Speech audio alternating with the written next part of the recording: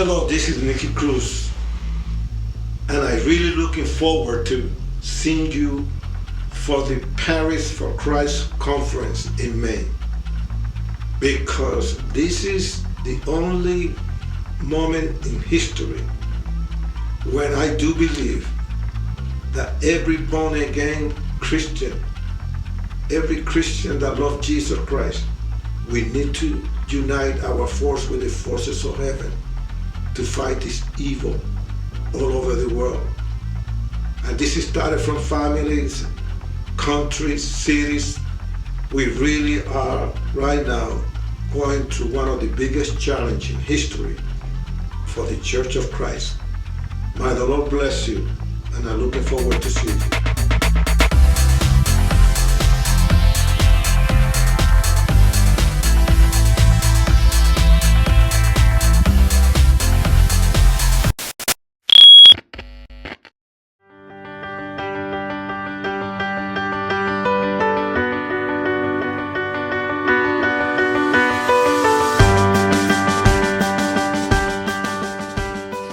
Merci Seigneur. Je voudrais vous inviter à ouvrir votre Bible dans 1 Timothée au chapitre 1er et au verset 18. Je voudrais vous parler ce matin de la bonne conscience. Vous savez, j'ai regardé sur Internet et je vois parfois certains messages où on parle de la conscience ou de la mauvaise conscience, et je n'ai rien vu sur la bonne conscience. Et quand nous voyons plusieurs passages, plusieurs textes de la parole de Dieu, on s'aperçoit que le Seigneur insiste sur cette bonne conscience. Et je voudrais qu'on puisse s'arrêter quelques instants sur ce texte de 1 Timothée, chapitre 1er, verset 18. C'est Paul qui écrit à Timothée, son compagnon d'armes, et vraiment celui qui va l'accompagner dans son ministère. Il dit « Timothée, mon enfant ». C'est vraiment quelque chose de très fraternel. « Voici l'instruction que je t'adresse, conformément aux prophéties faites à ton sujet. T'appuyant sur elle, combat le bon combat. » Ça, c'est la première chose. En gardant la foi, ça, c'est la deuxième. Et une bonne conscience. Et il précise ceci en disant, cette conscience, quelques-uns l'ont rejetée et ils ont fait naufrage quant à leur foi. Amen. Dans ce passage, quand je vois au début la première phrase, il nous dit que c'est une instruction que je t'adresse conformément aux prophéties. C'est-à-dire que c'est une parole qui vient de Dieu, là. Et Paul dit à Timothée, voilà, je te parle de la part de Dieu, je te dis, j'ai 3 choses à te dire. Et quand Dieu parle, au travers des Écritures, il ne parle pas seulement à Timothée, mais on sait que pour chacun d'entre nous, la Bible nous parle. Elle s'adresse aussi à nous. Ce texte s'adresse à nous et il donne 3 points très précis. Il dit, combat le bon combat. Il continue en disant de garder la foi et une bonne conscience, et il précise en disant, quelques-uns l'ont perdu. Dans ce chapitre, Paul parle à Timothée sur cela et il dit toujours au chapitre 1er, mais au verset 5, juste un peu avant ce que je viens de lire là, juste un peu avant, il dit « Le but de cette instruction, c'est un amour qui provient d'un cœur pur, d'une bonne conscience et d'une foi sincère. » Le bon combat. Je crois que nous avons besoin, frères et sœurs, de faire attention de ne pas nous tromper de combat. Parfois, on croit que notre voisin, notre proche, certains de notre famille, ce sont nos ennemis. Et la parole de Dieu nous montre au travers de plusieurs textes que l'adversaire de nos âmes, c'est Satan, c'est ses démons. Et c'est pour ça que l'apôtre Paul signale à Timothée, combat le bon combat, ne te trompe pas, ne perds pas de temps.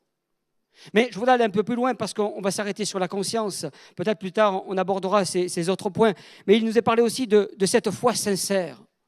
C'est une foi qui repose sur la pureté. Pourquoi ? Parce qu'il est dit dans 1 Timothée, au chapitre 3, verset 9, qu'il conserve le mystère de la foi dans une conscience pure. C'est-à-dire que la foi est liée directement à une conscience pure. Si tu es dans le péché, si tu es dans l'impureté, tu ne peux pas avoir cette foi sincère. On peut parler de foi, crier en disant « je suis chrétien, j'ai la foi », et que si tu es dans le péché, si tu es vraiment dans ce qui n'est pas de Dieu, tu as perdu cette foi sincère. Tu as peut-être une foi, mais pas celle qui est sincère. Et c'est pour ça que Paul dit à Timothée que tu gardes cette foi sincère, honnête, authentique, parce qu'elle est liée directement à la bonne conscience. Cette conscience, le monde de là, je vais vous expliquer dans quelques instants pourquoi elle a cette conscience. D'abord, quand on parle de conscience, on s'est peut-être retrouvé parfois devant des situations dans la vie un peu particulières quand la caissière de la supérette nous redonne trop de monnaie. Ça vous est déjà arrivé ? Qu'elle vous donne trop de monnaie ? Moi, ça m'est arrivé encore il y a quelques temps de ça, trop de monnaie, je l'ai rendue, je ne vous dis pas la tête de la personne. Et derrière moi, les gens disent, mais lui, complètement, il n'a rien compris. Oui, j'ai tout compris, c'est que j'avais une bonne conscience.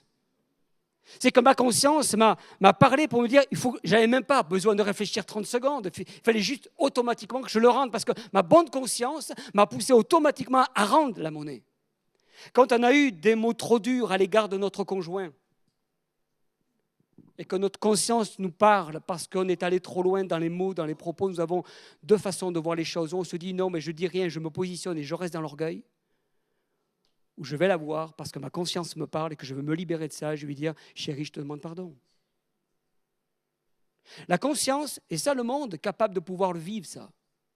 Cette conscience-là, quand on rajoute des compétences fantômes à notre CV pour essayer d'avoir un job, et tant de choses comme cela qui peuvent s'accumuler au fur et à mesure. La société vous donne plein d'idées pour pouvoir être en contrefaçon avec votre conscience, pour vous bousculer, vous amener à faire, je dirais, à la faute. Ça, le monde est capable de pouvoir le faire, mais la bonne conscience va plus loin que tout ça. On n'a pas besoin d'être chrétien pour rendre la monnaie à quelqu'un à la supérette. On n'a pas besoin d'être chrétien pour juste dire un CV, il faut qu'il soit clair, net et qu'il soit exactement selon mes compétences. Alors, pourquoi la parole de Dieu nous parle de la bonne conscience ? Parce que la bonne conscience va nous amener dans un domaine qui nous dépasse quelque part, mais que nous avons besoin de vivre. La bonne conscience est en parallèle avec le côté bienheureux. Vous allez me dire quel rapport avec le bienheureux ? La parole de Dieu nous dit dans Luc chapitre 1er, verset 48, au sujet de Marie, « Car voici désormais toutes les générations me diront bienheureuse ». Dans le psaume 34, verset 9, il est dit « Bienheureux est l'homme qui se confie en lui ». Quelqu'un de bienheureux, c'est un chrétien. Le monde dans lequel nous vivons, il y a des gens qui sont malheureux. Il y a des gens qui sont heureux. Vous pouvez croiser dans la rue, dans la ville, des gens heureux. Mais la parole de Dieu nous dit « Toi, mon frère, ma sœur, toi qui es chrétien, tu es bienheureux. Tu es plus qu'heureux, tu vas au-delà. Tu es bienheureux parce que Dieu t'a marqué de son sceau divin. Même s'il y a des moments de douleur, de difficulté, quand un malheureux crie l'Éternel entend, il le délivre pour qu'il puisse être bienheureux. Alléluia. Alors pourquoi je veux vous amener à ça ? Parce qu'il existe aussi, dans le domaine de la conscience, la même chose.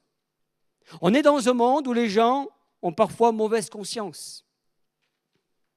On est dans un monde que vous allez croiser dans la rue des gens qui ont de la conscience, une conscience dans leur cœur, qui seront capables de pouvoir rendre la monnaie. Mais la parole de Dieu nous parle de bonne conscience. Et là, la bonne conscience, c'est comme dans le domaine de bienheureux, c'est pour les chrétiens, c'est l'œuvre de Dieu, ça fait partie de l'Église de Christ. La bonne conscience fait partie du peuple de Dieu. On est dans un monde où il y a la mauvaise conscience, la conscience, mais dans l'Église, il y a la bonne conscience.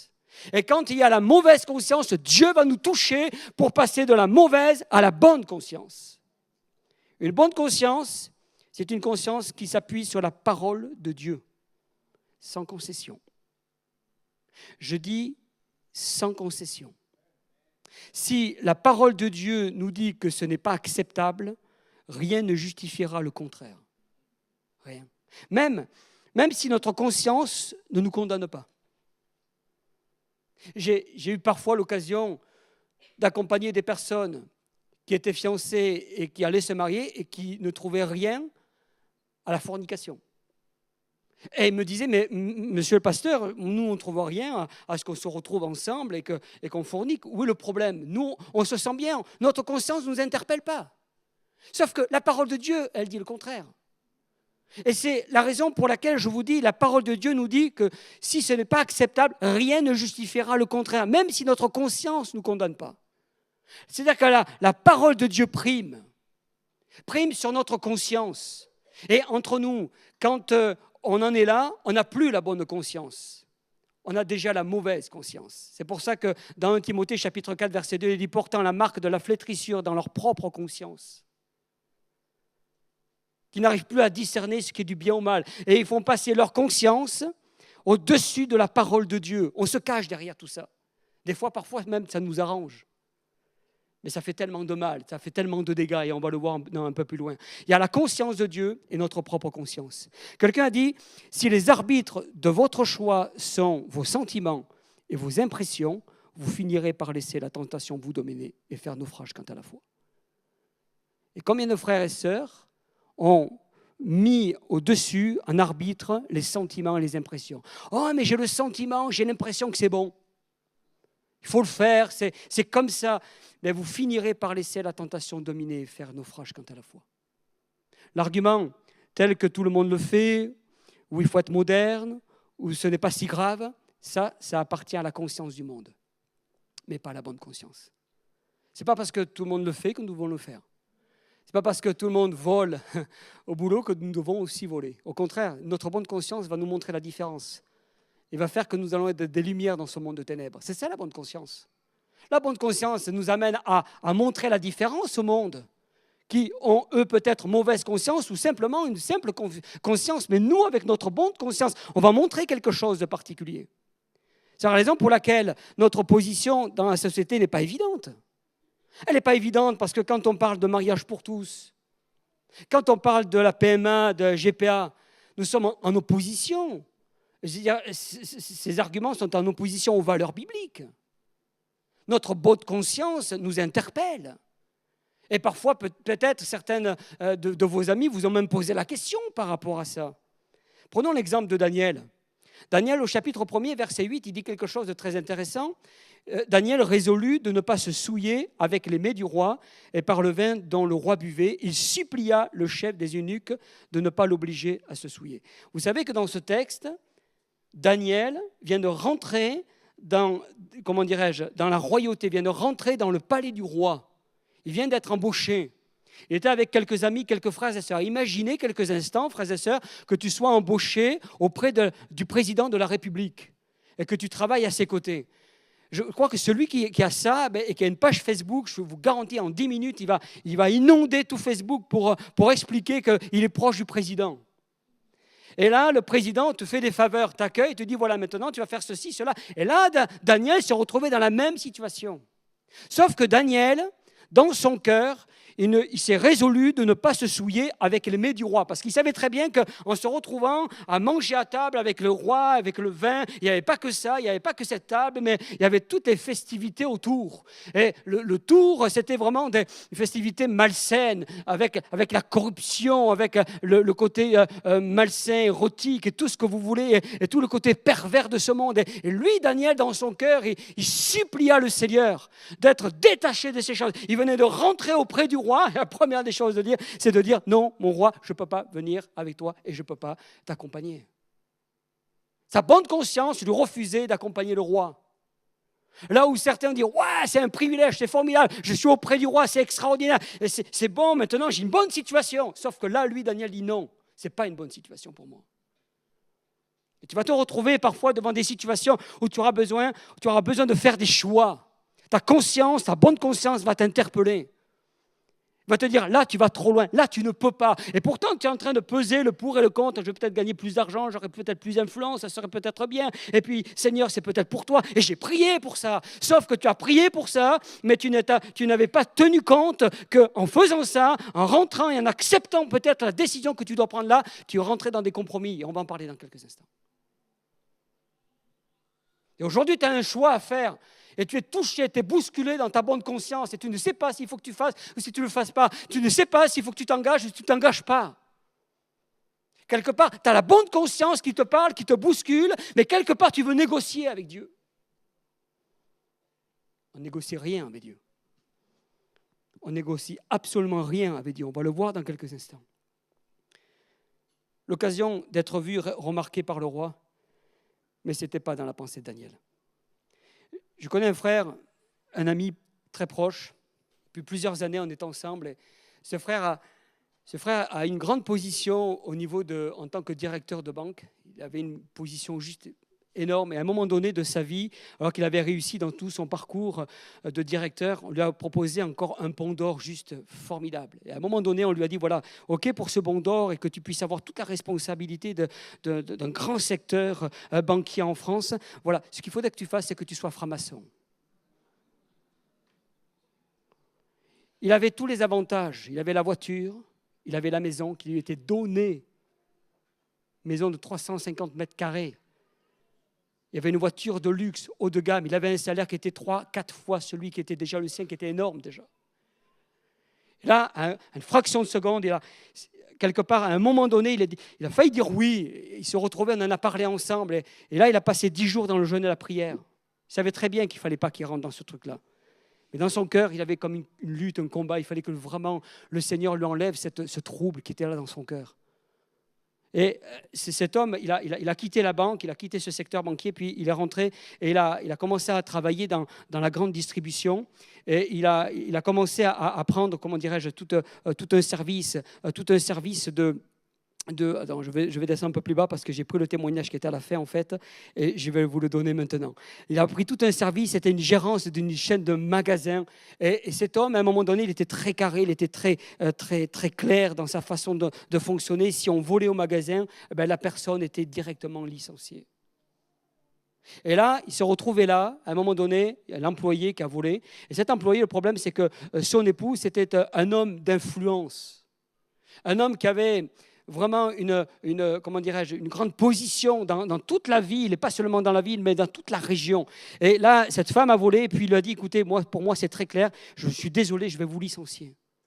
Et cette femme, elle est sortie, il lui a dit comme ça, dit, je vais vous tuer. Et quand il dit, je vais vous tuer, il lui a dit tout simplement, je vais tuer votre magasin. Je vais vous faire fermer le magasin. Écoutez-moi bien. 15 jours après, on frappait à la porte un inspecteur des impôts. Alors, je ne sais pas si vous avez entendu cette histoire, savoir la filière française de Microsoft a fait l'objet en 2013 d'un redressement fiscal de 52 millions d'euros. Il a été fait par cet inspecteur.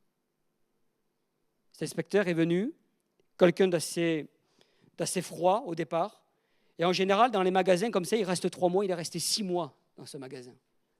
Et la fouille a dit, c'est pas possible, il doit y avoir quelque chose qui doit pas être clair pour qu'on puisse me demander d'y aller, c'est qu'il y a quelque chose qui cloche. Et il a fouillé en long, en large, il a travaillé dans tous les sens, il a essayé d'éplucher tous les documents, l'ordinateur, il est resté 6 mois. Et au bout du 5e mois, il a commencé à sympathiser avec le gérant, qui s'appelle Patrick, un chrétien. Ils ont échangé ensemble, et puis à un moment donné, ils ont commencé à parler de Dieu. Et lui, il a commencé à évangéliser l'inspecteur. Alléluia. Et cet homme a été touché dans son cœur. Et puis à un moment, arrivé au bout de 6 mois, il dit comme ça, écoutez, monsieur, je ne vais pas dire le nom, mais Patrick, je n'ai rien à redire. Vous êtes quelqu'un de clean. Mais franchement, au départ, je croyais que c'était louche, justement, ce côté clean. Et ce frère de dire, non, vous savez, j'ai ma bonne conscience avec moi. Écoutez-moi bien, je crois que c'est ça qui est le plus important pour nous. C'est d'avoir cette bonne conscience dans notre cœur. Et Daniel, lui, avait résolu de ne pas se souiller. Et ça me fait penser à ce témoignage de ce patron. Ce patron qui avait une équipe dans son entreprise d'une vingtaine, trentaine de personnes. Et c'est véridique ce que je vous dis là. Et ce patron avait l'habitude, toutes les années, d'offrir un cadeau, un voyage à toute son équipe. Alors parfois, il partait une journée au ski, notre fois, il partait une journée à la mer. Parfois, c'était le restaurant. Et chaque année, quand ils arrivaient et qu'ils avaient fait leur chiffre d'affaires, il bénissait ses employés. À un moment donné, il s'est retrouvé, le patron a eu l'idée, quelque part, de les inviter dans un cabaret tendance érotique. Et là, le frère s'est retrouvé devant un problème. Il s'est retrouvé devant un problème parce que ce patron avait un certain caractère. Quelqu'un qui refusait vraiment qu'on se braque et qu'on lui dise le contraire. C'était quelqu'un qu'il fallait toujours lui dire oui. Et quelqu'un qui avait une certaine influence, une certaine autorité. Tout le monde le craignait. Ce frère était allé le voir, ce patron, lui expliquer ses valeurs, sa bonne conscience, tout ça. Et lui, il n'a rien voulu savoir. Et ils ont entendu dans un bureau crier. C'était quelqu'un qui s'est vraiment énervé. Il ne comprenait pas cette position qui était pour lui complètement stupide. Et puis à un moment donné, 15 jours après, le patron s'est retrouvé à négocier avec un fournisseur sur une situation. Et cette situation, cette négociation s'est retournée et il s'est retrouvé à devoir prendre une décision grave qui allait toucher sa conscience à ce patron. Et au moment où il s'est retrouvé dans cette situation grave qui allait toucher sa conscience et qui le bousculait dans sa conscience, il s'est rappelé de l'événement 15 jours auparavant avec le chrétien. Et là, il est rentré, il est allé à son bureau, il a demandé au chrétien de venir à son bureau, il lui a expliqué la situation. Eh bien, écoutez, je voulais vous expliquer une situation. Je voulais que ça reste entre nous et que vraiment on puissions être discrets. Puis il a expliqué son problème avec le fournisseur. Et là, le chrétien lui a donné la solution. Et il s'est dépatouillé, il s'est sorti de cette affaire. À partir de là, tout a changé dans la vie de ce chrétien. Tout cela parce qu'il a gardé une bonne conscience. Parce qu'il a gardé les valeurs qui étaient les siennes, parce qu'il ne s'est pas, comment dirais-je, dénaturé. Nous devons prêter attention aux témoignages que notre conscience nous rend en nous-mêmes, frères et sœurs. Faisons attention de savoir rentrer en nous-mêmes, savoir si ce que nous faisons est bien, sans regarder forcément aux conséquences. Pourquoi ? Ainsi, ce que pensent ou disent les gens a peu d'importance, mais ce que Dieu pense de nous est primordial. Ce n'est pas ce que pensent les gens et les conséquences que cela pourra avoir qui est important, c'est ce que Dieu pense de toi, de ta position, de tes valeurs, de ce que tu crois. Il y a tellement de chrétiens qui se sont éteints à un moment donné parce qu'ils se sont laissés piéger par cette conscience. Ils se sont livrés à tous ces penchants et ont perdu cette bonne conscience qui était au plus profond de leur cœur. Et parfois, certains chrétiens ont l'apparence de la piété, mais ils ont perdu tout ce qui en fait la force à cause de ça. Sachez une chose, c'est qu'une bonne conscience nous donne de l'assurance devant Dieu. Waouh! Ça nous donne de l'assurance quand nous sentons approuvés, soutenus de Dieu. Vous n'avez pas remarqué que si vous êtes atteint, que vous avez pris une mauvaise décision, que vous vous sentez culpabilisé, accusé dans votre cœur, vous n'avez pas l'impression que c'est dur de louer, de prier le Seigneur à ce moment-là? Vous venez à l'église, tout le monde lève la main, mais toi, tu te sens mal de lever la main, de louer le Seigneur, tu ne te sens pas digne. Parce que quand on a une mauvaise conscience, on n'arrive pas à rentrer dans la présence de Dieu. Il y a comme quelque chose, une barrière. Ça nous empêche de le louer, de le chanter, de l'adorer, de le célébrer. Alors que quand on a une bonne conscience, les barrières se brisent. L'œuvre de Dieu, je dirais, touche notre cœur, notre vie. Il y a comme quelque chose de particulier qui prend place au plus profond de notre cœur.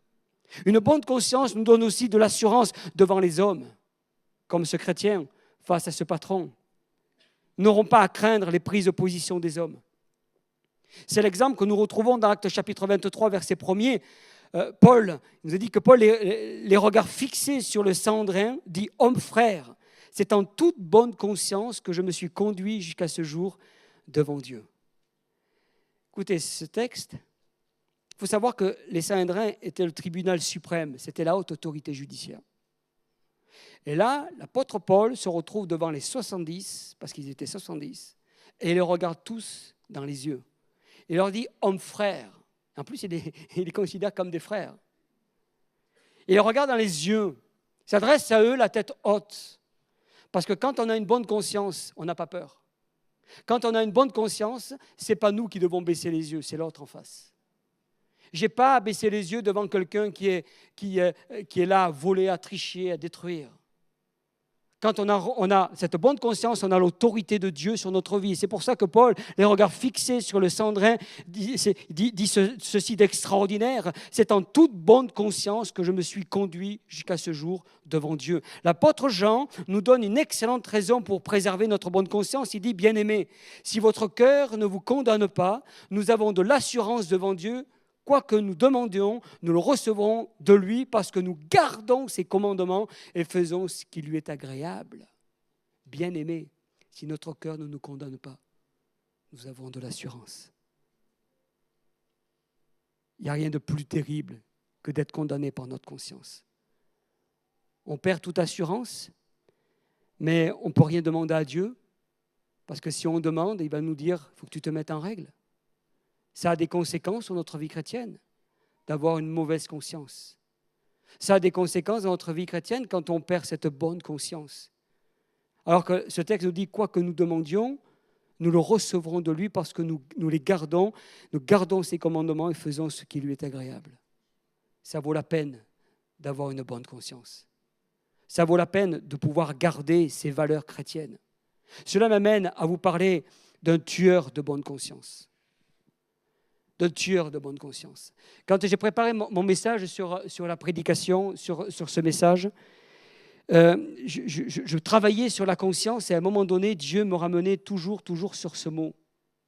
Puis à un moment donné, j'essayais de continuer sur la bonne conscience, mais il me ramenait, il me disait, il faut que tu mettes ce mot-là, il faut que tu rajoutes cette pensée. Et je crois, ce matin, en toute honnêteté et vraiment en toute humilité, je crois que c'est une parole qui vient de Dieu.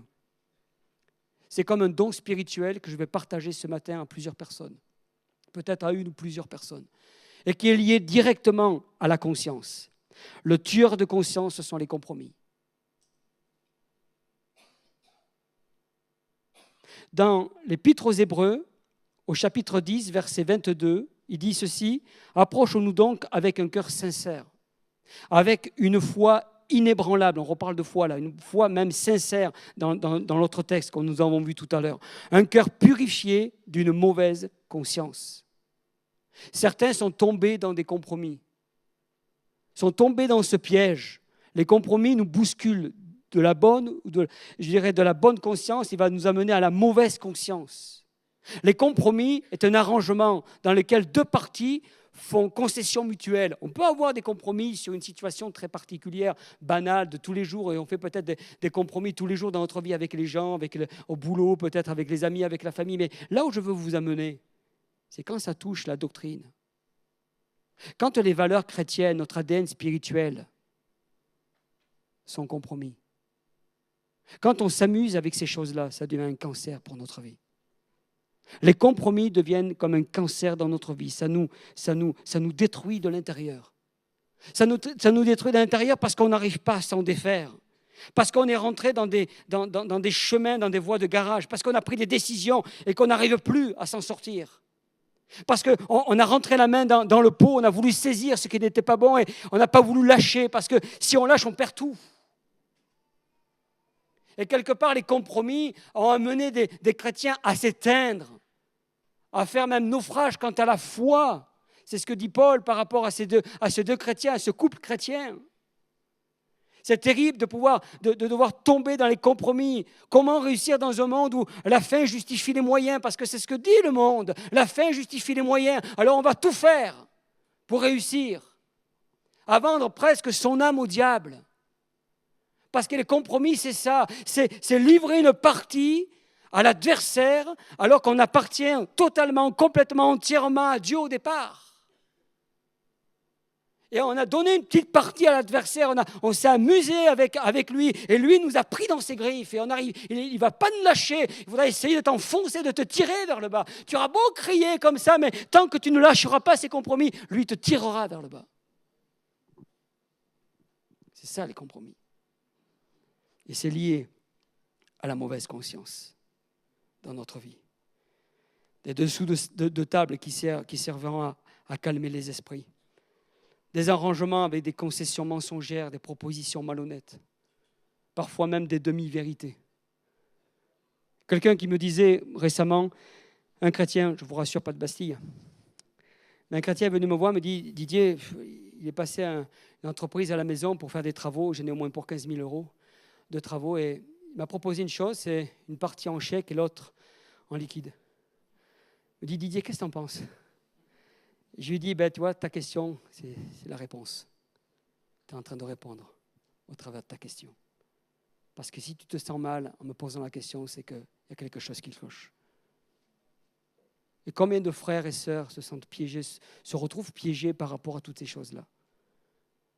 C'est comme du miel au départ, mais quand tu as pris et que tu l'as saisi, ça te colle, tu n'arrives plus à t'en défaire. Et si tu le prends et que tu l'avales, c'est comme un fiel amer qui est en toi et qui te détruit, qui te brise.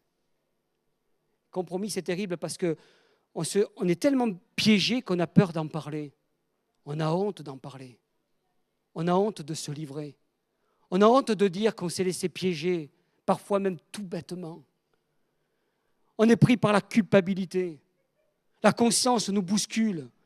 Et puis finalement, on s'est laissé entraîner par toutes sortes de voies de garage et on n'ose même pas en parler au pasteur, à ses amis, à ses proches, à ses frères, à ses sœurs. Et on se débat. Et plus on se débat, c'est comme les sables mouvants, et plus on s'enfonce.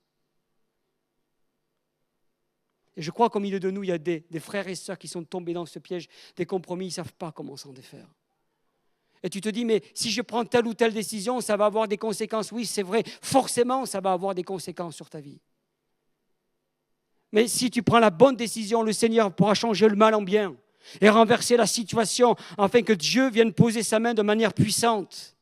Alors, refusons les compromis qui sont des raccourcis trompeurs. Car l'Écriture déclare que celui qui marche dans l'intégrité marche avec assurance, mais celui qui prend des voies tortueuses sera découvert. Proverbe chapitre 10, verset 9. Pas de compromis. C'est pour ça que je vous rendais ce témoignage de ce frère chrétien, le gérant de cette chaîne de magasins, qui n'a pas voulu faire de compromis, qui n'a pas voulu négocier avec le diable, qui a été droit, qui a été clair avec tout le monde. C'était comme cela. Il savait ce qu'il faisait en licenciant cette personne. Mais ce qu'il avait fait pour les uns, il était obligé de le faire pour les autres. Parce que sa conscience l'interpellait, parce que son cœur l'interpellait. Je vais demander aux musiciens de venir prendre place. Que vraiment nous puissions être interpellés dans notre cœur au travers de ce mot-là, de la conscience et des compromis, frères et sœurs. Je crois que nous avons besoin vraiment de veiller. Il y a tellement d'enjeux dans notre vie chrétienne. Il y a tellement de pièges dans ce monde. Il y a tellement de situations qui peuvent nous tirer vers le bas alors que nous avons des promesses de Dieu. Nous attendons des promesses du Seigneur. Nous attendons la main de Dieu venir parler à nos cœurs, à nos vies, à nos familles, à nos voisins, à nos proches, à nos enfants. On a tellement envie de voir la gloire de Dieu que le diable va se présenter devant toi avec des compromis. Le diable va se présenter devant toi pour te tirer vers le bas et te pousser vers une mauvaise conscience. Il y a 1001 choses sur cette terre, et au travail, à la maison et de partout, qui pourront t'amener à te retrouver dans une position délicate. Et le Seigneur voudrait que tu brises cela ce matin. Le Seigneur t'a averti, et je pense que c'est une parole de Dieu qui est là pour te dire, il faut que tu arrêtes.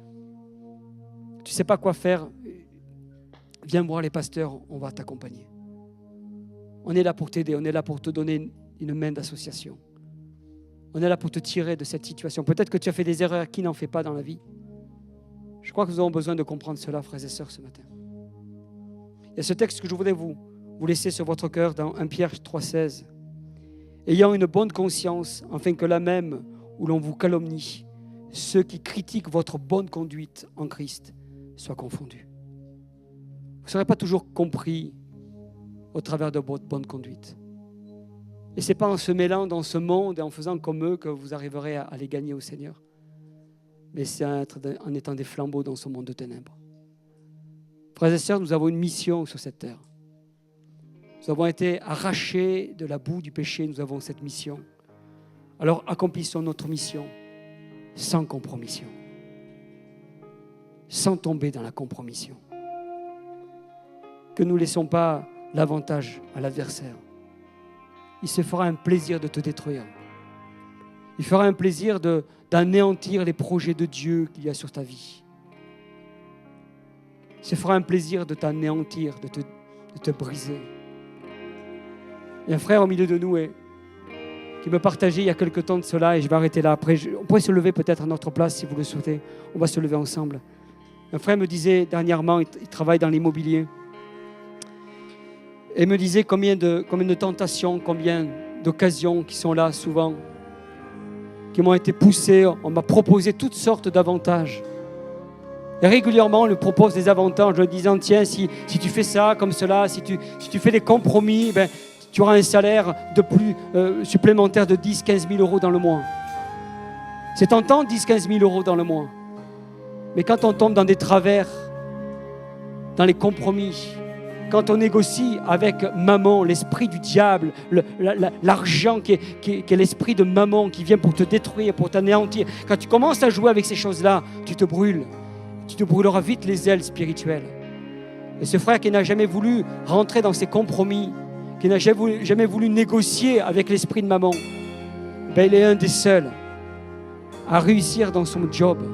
Là où c'est dur pour certains à vendre un appartement, une maison, à vendre ceci et à acheter, lui il trouve toujours le moyen de pouvoir finir les fins de mois avec un bon salaire.